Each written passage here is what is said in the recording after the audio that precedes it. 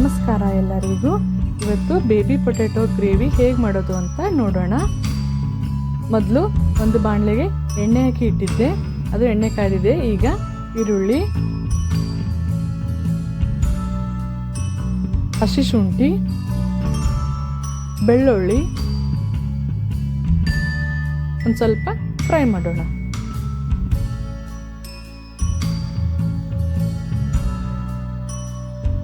Tomato, ಒಂದು ಸ್ವಲ್ಪ ಜೀರಿಗೆ, ಇಷ್ಟನ್ನು ಹಾಕಿ ಫ್ರೈ ಮಾಡಿ.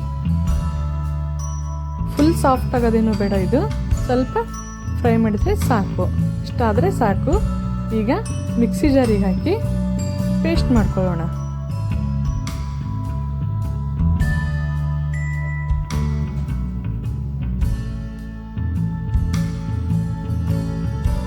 ಅದೇ ಪಾತ್ರೆಗೆ ಒಂದು ಸ್ವಲ್ಪ ಎಣ್ಣೆ, ಬೇಬಿ ಪೊಟ್ಯಾಟೊ ಆಲ್ರೆಡಿ ನಾನು ಬೇಯಿಸಿಟ್ಕೊಂಡಿದ್ದೆ, ಅದನ್ನು ಹಾಕೋಣ.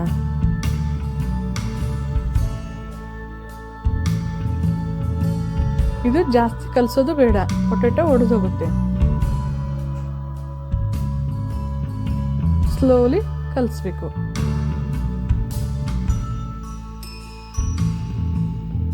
ಇಷ್ಟ ಆದರೆ ಸಾಕು.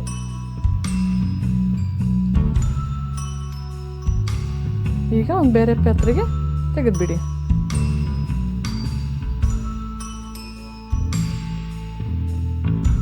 ಈಗ ಗ್ರೇವಿ ಮಾಡ್ಕೊಳ್ಳೋಣ. ಒಂದು ಸ್ವಲ್ಪ ಎಣ್ಣೆ, ಸಾಸಿವೆ, ಅರಿಶಿಣ,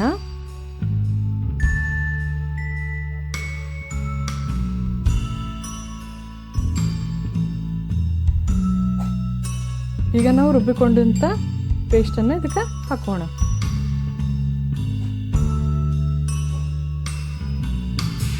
ನಾನು ಡಾಬಾ ಸ್ಟೈಲು ಬೆಂಡಿ ಮಸಾಲನೂ ಮಾಡಿದ್ದೀನಿ.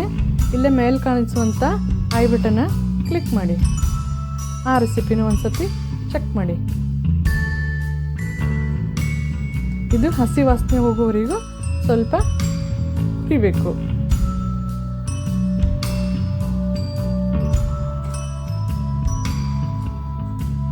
ಇದಕ್ಕೆ ಒಂದು ಚಮಚ ಮೊಸರು ಹಾಕೋಣ. ಮೊಸರು ಹುಳಿ ಇರಬಾರ್ದು, ಫ್ರೆಶ್ ಮೊಸರೇ ಹಾಕಿ.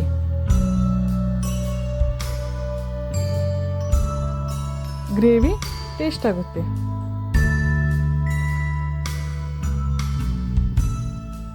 ಒಂದು ಸ್ವಲ್ಪನೇ ನೀರು ಹಾಕೊಳ್ಳೋಣ.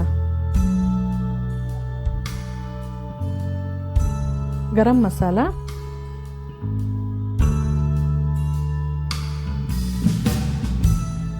ಉಪ್ಪು,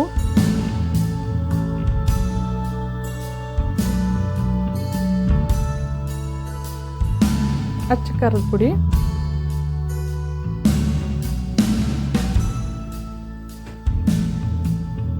ಒಂದ್ಸತಿ ಹಾಗೆ ಮಿಕ್ಸ್ ಮಾಡಿ.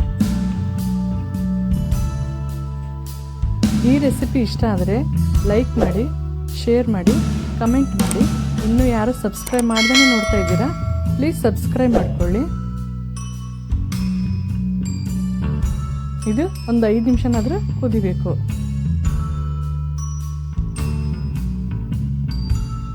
ಇಷ್ಟಿದ್ರೆ ಸಾಕು. ಈಗ ಬೇಬಿ ಪೊಟ್ಯಾಟೊನ ಇದರಲ್ಲಿ ಹಾಕೋಣ.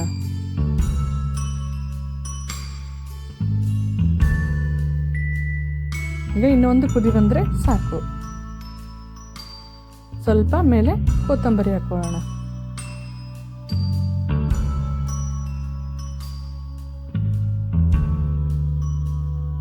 ಇಷ್ಟ ಆದರೆ ಸಾಕು.